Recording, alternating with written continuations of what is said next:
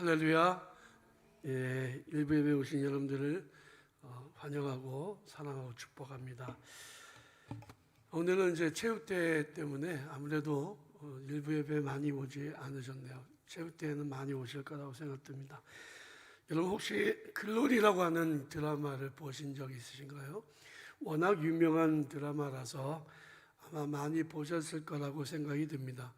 그 드라마에 일관된 주제가 있는데 그것이 바로 복수입니다.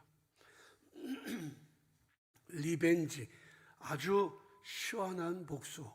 사람들은 그 드라마에 열광을 하죠. 왜냐하면 사람들이 정말 나름대로 자기만 갖고 있는 상처와 아픔들, 누군가에게 당한 그런 상처들이 있기 때문에 그렇습니다. 나를 대신해서 드라마에서라도 복수를 해주니까 사람들이 아주 좋아했던 거죠. 최근에 가장 인기 있는 드라마들의 주제는 바로 복수입니다. 옛날에는 사랑이 주제였다면 요즘에는 복수 아니면 드라마가 인기를 끌지는 않습니다. 물론 드라마이기 때문에 현실에서 일어날 수 없는 주제들을 다루고 시청자들로 하여금 대리만족을 느끼도록 하는 것이 목적이겠지만 사실 이것이 오늘날 우리가 살아가고 있는 이 시대의 정서다, 시대 정신이다라고 볼 수 있겠습니다. 이 세상에 살아가는, 동시대에 살아가는 수많은 사람들은 더 이상 사랑의 힘을 믿지 않습니다. 서로 말은 하지 않아도 저 사람이 나를 속이고 있지 않는가를 먼저 살피게 됩니다. 사실 저부터도 교회에 누가 등록한다고 하면 이단이 아닌가부터 걱정이 돼요. 그리고 살펴보게 됩니다. 덮어놓고 사람을 믿다 보면 생각지도 못한 사기를 당하기도 하고 물질적으로나 신체적으로나 정서적으로나 커다란 손실을 보기 마련입니다. 하지만 이것이 우리 사회가 병들어가고 있다는 증거가 아니겠습니까? 우리 기독교 신앙은 어떤 정신에 기초하고 있냐면 바로 사랑이라고 하는 정신에 기초하고 있습니다. 성경은 하나님은 사랑이시다라고 말씀합니다. 하나님 창세 이후로 지금까지 끊임없이 우리를 사랑하고 계시다고 성경은 말씀합니다.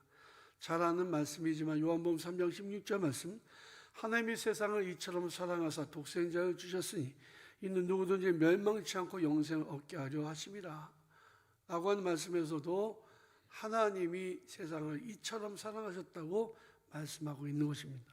하나님은 우리를 사랑하시되 끊임없이 사랑하십니다. 우리를 향하신 하나님의 끝없는 사랑, 그 사랑이 우리를 살립니다. 우리 기독교 신앙은 하나님의 사랑에 대해 사랑도 말씀하지만 성도 간의 사랑도 너무나도 중요함을 고백합니다. 요한사도는 요한일서 4장에서 이렇게 말씀합니다. 사랑하는 자들아, 하나님이 이같이 우리를 사랑하셨은즉 우리도 서로 사랑하는 것이 마땅하도다. 어느 때나 하나님을 본 사람이 없을 때 만일 우리가 서로 사랑하면 하나님이 우리 안에 거하시고 그의 사랑이 우리 안에 온전히 이루어지느니라. 성도 간의 사랑의 교제와 섬김은 기독교의 핵심입니다. 심지어 예수님은 사랑의 깊은 경지에 대해서도 말씀하셨습니다. 마태복음 5장에 보니까 또 내 이웃을 사랑하고 내 원수를 미워하라 하였다는 것을 너희가 들었으나 난 너희에게 이르노니 너희 원수를 사랑하며 너희를 박해하는 자를 위하여 기도하라. 너희가 너희를 사랑하는 자를 사랑하면 무슨 상이 있으리요? 세리도 이같이 아니하냐. 그러므로 하늘에 계신 너희 아버지 온전하신 같이 너희도 온전하라 라고 말씀합니다. 사랑함으로 온전해지라고 지금 말씀하고 계시는 것입니다. 사랑하는 태어난 성도 여러분, 여러분은 사랑의 힘을 믿습니까? 세상에 존재하는 모든 것들에게는 힘이 있습니다. 그것이 파멸로 이끄는 힘이든지 아니면 생명으로 이끄는 힘이든지 다 각각 힘이 있어요.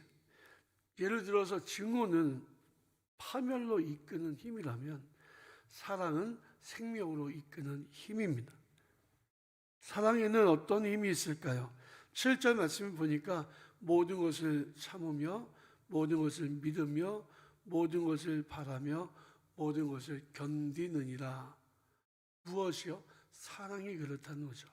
예수께서는 십자가의 길을 걸으시기 전에 누가 자신을 배신할 사람인지를 아셨습니다. 하지만 예수님은 유월절 만찬 마지막 그 자리에서 제자들의 발을 씻어주셨습니다. 예수님을 배반할 사람도 또 예수님을 모른다고 부인할 그 제자도 주님은 다 하셨지만 그들의 발을 씻어주셨습니다. 요한복음 13장 1절 보니까 이렇게 기록되어 있습니다. 유월절 전에 예수께서 자기가 세상을 떠나 아버지께로 돌아가실 때가 이른 줄 아시고 세상에 있는 자기 사람들을 사랑하시되 끝까지 사랑하시느니라.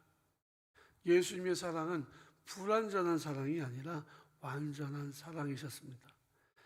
예수님은 제자들을 끝까지 사랑하심으로 품어주셨습니다. 그들은 처음엔 불완전한 사람이었고 믿음이 적은 자들이었지만 후에는 주님을 위하여 십자가를 지고 복음을 위해 자기 목숨을 바칠 정도로 위대한 하나님의 사람들이 되었습니다.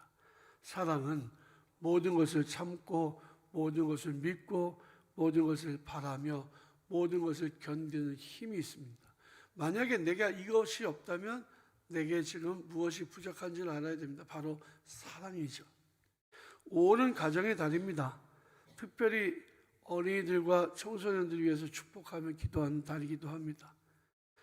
우리의 자녀들에 대해서도 우리도 사랑하면서 모든 것을 참고 모든 것을 믿으며 모든 것을 바라며 모든 것을 견디는 그 사랑으로 끝까지 그들 기다려주며 위에서 기도해 줄 때에 우리의 다음 세대들이 더욱 존귀한 하나님의 사람으로 성장하게 될 줄로 믿습니다. 여러분은 사랑의 영향력을 믿습니까? 우리가 이제 37주년서부터 교회 창립기념주일을 맞춰서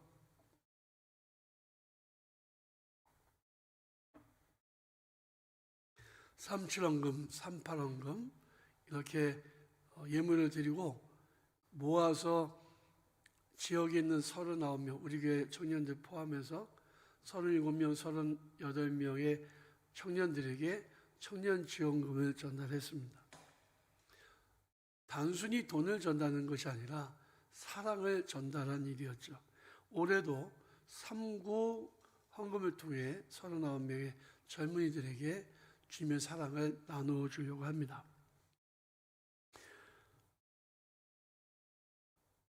성경의 눈으로 세상을 바라볼 때 세상 사람들이 세상을 사랑하는 방법은 대단히 악하고 죄에 해당되는 경우가 많습니다. 세상의 방법은 사랑의 방법이 아니에요.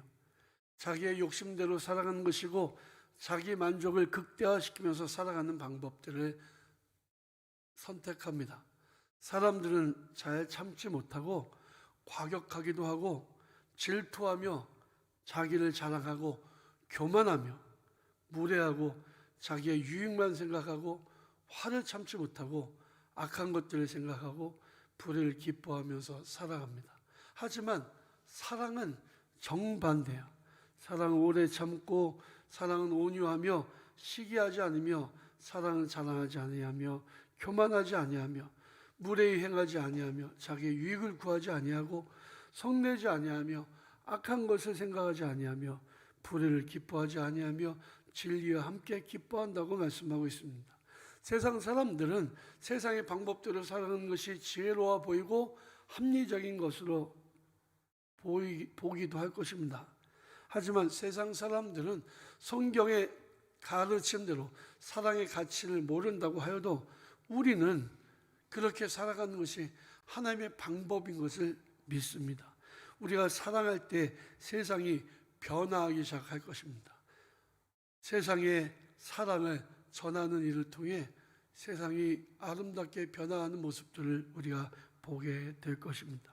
그러므로 사랑하는 대한의 성도 여러분, 사랑의 마음으로 일어나서 빛과 소금의 사명을 잘 감당하시기를 축복합니다. 여러분은 사랑의 가능성을 믿습니까? 사랑에는 변화의 힘이 있습니다. 사랑은 모든 것을 변화시키죠. 식물도 동물도 사랑을 주면 변합니다. 유기된 동물들을 구조하고 그리고 그들의 사랑을 잘 돌보게 되면 처음에는 사람을 무서워하고 마음을 주지 않다가도 지속적으로 사랑을 주면 언젠가는 진심으로 사랑으로 대하는 사람들에게 마음을 열고 대한다고 하는 것을 보게 됩니다. 하지만 사람은 쉽게 변하지 않습니다. 은혜를 원수로 갚는 사람들이 세상에 존재하다 보니 사람들은 다른 사람들에게 인정을 베풀고 사랑하는 것을 두려워합니다. 하지만 우리는 사랑의 가능성을 믿는 사람들입니다. 하나님은 사랑이시고 그리고 나 같은 죄인도 살리시고 나 같은 부족한 사람도 변화시켜 주셨기 때문입니다. 예수께서 십자가에 달리시기까지 예수님은 제자들에게 배신도 당하시고 부인도 당하시고 제자로부터 심지어 저주까지 받으셨습니다. 하지만 예수님은 그런 제자들을 책망하지 않으시고 사랑으로 품으셨습니다. 사람이 실수할 때도 있고 죄를 저지를 수도 있지만 진심으로 회개하는 모든 자들에게 그들이 주님 앞으로 돌아올 때에 하나님은 사랑으로 용서하시고 받아주시는 분이십니다. 우리는 사랑에 대해서 잘 모릅니다. 하지만 예수님의 사랑을 통해 그 사랑의 깊이와 넓이와 그 하나님 은혜를 깨달을 수 있습니다. 본문 9절부터 있는 말씀은 우리가 얼마나 지혜가 없는지를 알려줍니다. 온전한 것이 올 때는 부문적으로 하던 것이 폐하리라. 내가 어렸을 때는 말하는 것이 어린아이와 같고 깨닫는 것이 어린아이와 같고 생각하는 것이 어린아이와 같다가 장성한 사람이 되어서는 어린아이의 일을 버렸노라. 우리가 지혜 있는 자처럼 세상을 살아가고 있지만 사실 우리가 아는 것이 얼마 되지 않는다는 사실을 깨닫는 것이 지혜예요. 온전한 것이 올 때는 우리가 알고 있는 것들이 얼마나 일부분에 불과한 지식이었는지를 알게 될 것입니다. 마치 지금 우리는 어린아이와 같은 단편적인 지식을 가지고 살아가지만 하나님을 만나게 된 그날에는 그제야 우리가 모든 것을 온전하게 알게 될 것이라고 사도 바울은 말씀합니다. 그래서 우리가 아는 것이 부족하고 지식도 부족하고 지혜도 부족하지만 우리가 주님을 만난 그날까지 끝까지 품고 가야 되는 영원한 진리가 있습니다. 그것이 바로 사랑입니다. 우리가 사랑할 때에 하나님 안에서 무한한 가능성이 생기기 시작합니다. 사랑하지 않으면 절대로 알 수 없고 경험할 수 없는 놀라운 하나님의 은혜가 시작된다는 것입니다. 그러므로 사랑하는 성도 여러분, 서로 사랑하며 사시기를 축복합니다. 마지막으로 여러분은 사랑의 영원성을 믿습니까?